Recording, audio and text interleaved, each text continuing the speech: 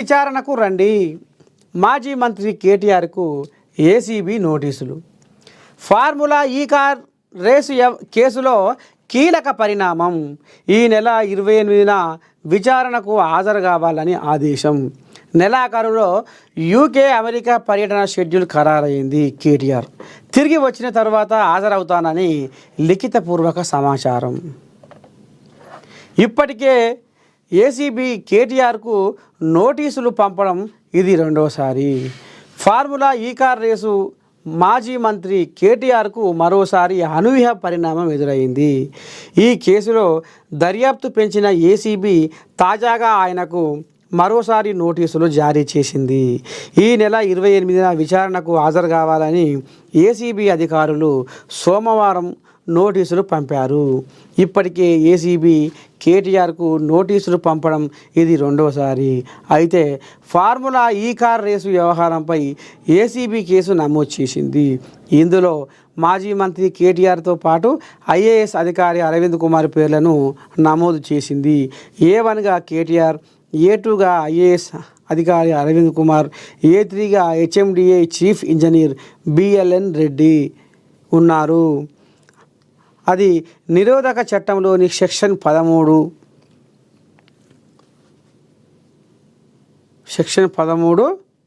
1A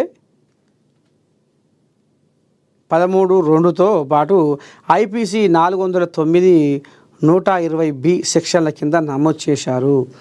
ACB case నమోదు చేయడంతో కీలక పరిణామాలు చోటు చేసుకునే అవకాశం ఉంది.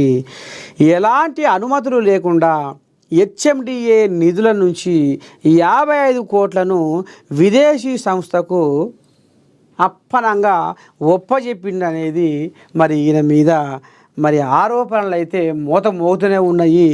ఇప్పటికే ఏసీబీ ఇదివరకే నోటీసులు పంపింది, ఇప్పుడు రెండోసారి కూడా పంపింది. మరి ఏంది ఏ కథ అంటే, నేను బయట దేశాల పొంటి తిరిగేది ఉంది, ఇప్పటికే మా ఇంట్లో పంచాయతీ అవుతుంది, మా చెల్లెకు నాకు పంచాయతీ లడాయి మోత మోగుతుంది, జర 4 రోజులు బయట దేశం పోతా, ఎప్పుడు వస్తా అంటే ఇక మళ్ళీ వచ్చినాక ఈ నెలాఖరుకు వచ్చి ఇక హాజరైతా అన్నట్టుగా ఇక మరి కేటీ రాములు మాట్లాడుకొస్తుండు. మున్సిపల్ శాఖను మొత్తం గుప్పిట్లో పెట్టుకొని అంతా నేనే మంత్రి, నేనే రాజు, ఇక అన్నిటికీ నేనే ఆముగ్దారిని, పేరుకే మా అయ్య ముఖ్యమంత్రి కానీ అసలైన ముఖ్యమంత్రిని నేను అని ఇక ఈ రకంగా కోయిలాగా అప్పుడు ఎగిరి గంతులేసి ఇక మరి గడబిడ వ్యవహారం చేస్తే ఇప్పుడు అది లొడలొడ వ్యవహారం అయిపోయిందిలా.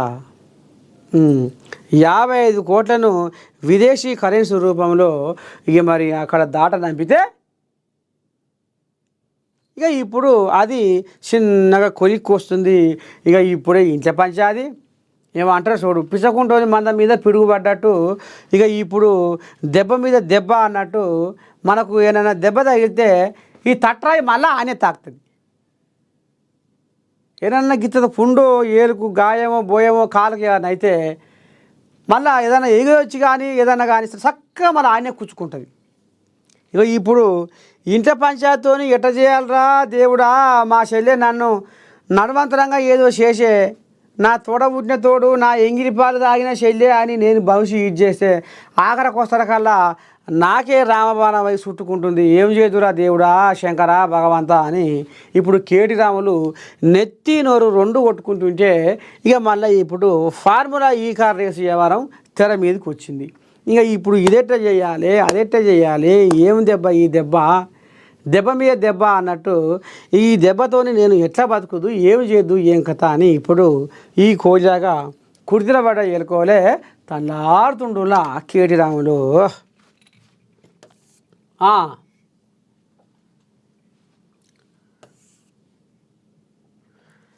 ఆయన దేవుడు ఎలా అవుతాడు?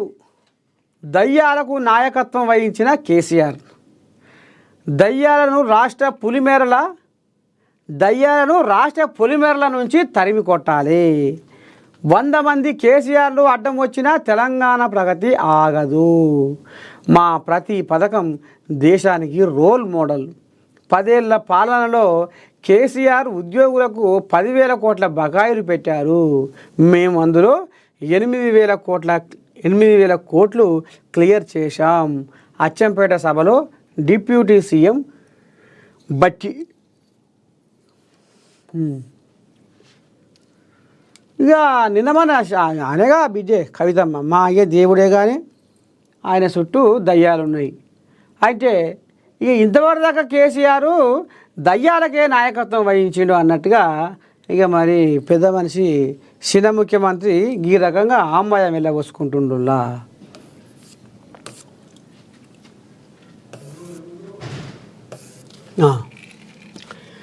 కాంగ్రెస్ సర్కారును వదిలిపెట్టం, ఈ ఏడాది అన్ని చెరువుల్లో చేపలు వదలాలి, ముదిరాజులకు ఇచ్చిన హామీలు ఎప్పుడు నెరవేరుస్తారు, ఎవరు కడుపు నింపేందుకు అందాల పోటీలు పెడుతున్నారు, అందాల పోటీల కోసం 200 కోట్లు ఖర్చు పెడుతున్నారు, రైతులకు మాత్రం రైతు భరోసా డబ్బులు ఇవ్వడం లేదు, మాజీ మంత్రి హరీష్ రావు మండిపాటు. అందాల పోటీల కోసము 200 కోట్లు ఖర్చు పెట్టారు, కానీ రైతులకు విత్తనాలు ఇవ్వడం లేదని మాజీ మంత్రి హరీష్ రావు ప్రభుత్వంపై మండిపడ్డారు. కాంగ్రెస్ ప్రభుత్వంపై మాజీ మంత్రి బీఆర్ఎస్ ఎమ్మెల్యే హరీష్ రావు ఆగ్రహం.